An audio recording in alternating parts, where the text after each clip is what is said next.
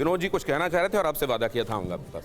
नहीं, मैं ये पूछना चाह रहा था कि आप एक अलग लाइन लेते हैं, ऐसी लाइन लेते हैं जिसमें जो है सेकुलरिज्म भी है, हिंदू का सनातनी धर्म भी है, और कई बार आपकी जो लाइन होती है, चाहे वो बटलर पैलेस पे हो, चाहे वो ओसामा जी पर हो, या चाहे वो पुलवामा पर हो, इस पर हो, आपकी पार्टी आपसे अलग खड़ी हो जाती है, आपको असहज कर देती है। तो आपको कैसा लगता है? आपको लगता है कि मतलब मैं क्यों कह रहा हूँ ऐसा?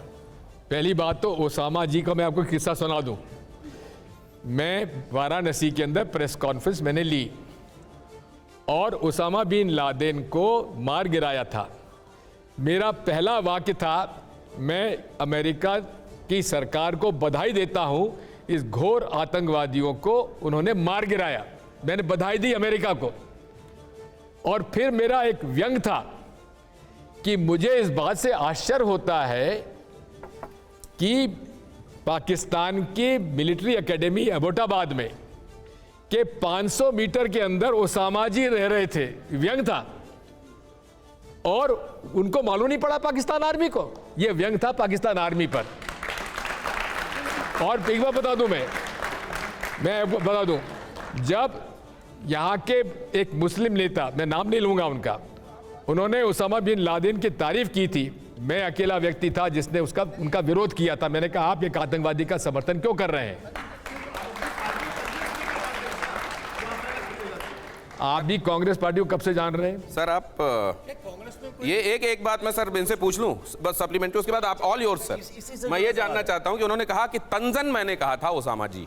जी, आपने तंजन कहा था, तंज में कहा था, ओसामा जी व्यंग में कहा था। लेकिन आप बड़ा सीधा सीधा ज्योतिरादित्य सिंधिया को गद्दार कह देते। क्योंकि जो आदमी जिसने सब पार्टी को सब कुछ, जिस पार्टी ने सब कुछ दिया, उसको छोड़ के क्या ईमानदार कहूंगा? लेकिन इस बात से ज्योतिरादित्य सिंधिया कितने आहत हैं वो सुन लीजिए, फिर आपसे जवाब लेता हूं। सुनिए। ठीक है। और अब मैं उनका पोल खोलना नहीं चाहता, क्योंकि उनके स्तर तक मैं जाना नहीं चाहता। जिस स्तर तक वो गए हैं, मैं तो एक ही शब्द कहना चाहता हूँ, जो ओसामा को ओसामा जी कहे, जो ओसामा को ओसामा जी कहे, और जो कहे कि जब सरकार कांग्रेस की आएगी तो 370 हटाएंगे। गद्दार कौन है ये तो आप और जनता ही तय। इसमें वो कह रहे हैं कि मैं उनके स्तर तक जाकर नहीं कह सकता, उनको जो मैं अगर वहां चला जाऊं तो बहुत सारी पोलें हैं जो खोल दूं। खोलिए ना, कौन रोकता है? आपने खुद इनको कहा था ज्योतिरादित्य सिंधिया के बारे में कि वो आपके द्वारा तराशे गए हीरे हैं। बिल्कुल। आपने एक पहलवान के उस्ताद को इनको अपना पट्टा भी एक समय बताया था। तो ऐसा चेंज कैसे आ गया? आपके पट्टे कहाँ चले गए? ये गुरु को जब इस प्रकार का शिष्य कोई व्यवहार करता है तो उसको गुस्सा आएगा कि नहीं आएगा? उसको हतोत्साह होगा कि नहीं होगा?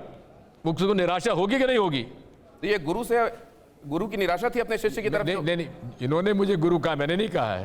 नहीं, आपने उसको कहा था कि मैंने उसको अनकट डायमंड था उसको तराशा। Vinod sir please.